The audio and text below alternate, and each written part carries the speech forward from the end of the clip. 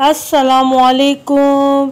जल्दी से मेरे चैनल को सब्सक्राइब कर दें ताकि आपको मज़ेदार कहानियाँ और मज़ीद मालूमात हासिल होती रहे। दोस्तों, चले आए हम इमाम हुसैन की विलादत का एक खूबसूरत वाक़या आपको सुनाते हैं। फितरस के पर अल्लाह ताला ने फितरस नामी एक फरिश्ते के पर किसी कोताही की वजह से वापस ले लिए थे और उसे ज़मीन पर भेज दिया था।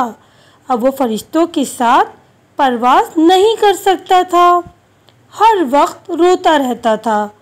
जब इमाम हुसैन अलैहिस्सलाम की विलादत हुई तो फरिश्ते रसूलुल्लाह सल्लल्लाहु अलैहि वसल्लम की खिदमत में मुबारकबाद देने के लिए आने लगे।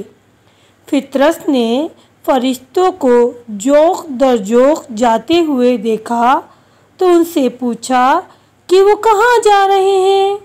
फरिश्तों ने सारी बात बताई तो फितरस ने भी इनके साथ चलने की ख्वाहिश जाहिर की।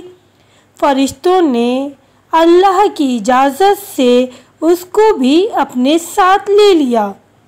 जब तमाम फरिश्तों ने अल्लाह के आखिरी रसूल सल्लल्लाहु अलैहि वसल्लम को नवासे की मुबारकबाद दी तो फितरस ने भी मुबारकबाद देने के बाद आप सल्लल्लाहु अलैहि वसल्लम से अपने परों की वापसी के लिए दुआ की दरख्वास्त की। रसूलुल्लाह सल्लल्लाहु अलैहि वसल्लम ने उससे कहा कि अपने आप को नन्हे हुसैन अलैहिस्सलाम से मस करे। जैसे ही फितरस ने ये काम किया, अल्लाह ताला ने इमाम हुसैन अलैहिस्सलाम की बरकत से उसे पर वापस कर दिए।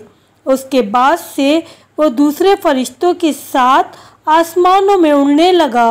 वो बहुत खुश था और कहता था, मुझ जैसा कौन है कि मुझे हुसैन अलैहिस्सलाम इब्न अली ने आज़ाद किया। दोस्तों, आप भी परवरदिगार की बारगाह में इमाम हुसैन के वसीले से दुआ मांगे तो परवरदिगार आलम आपकी भी तमाम जायज़ हाजात को कबूल फरमा लेगा।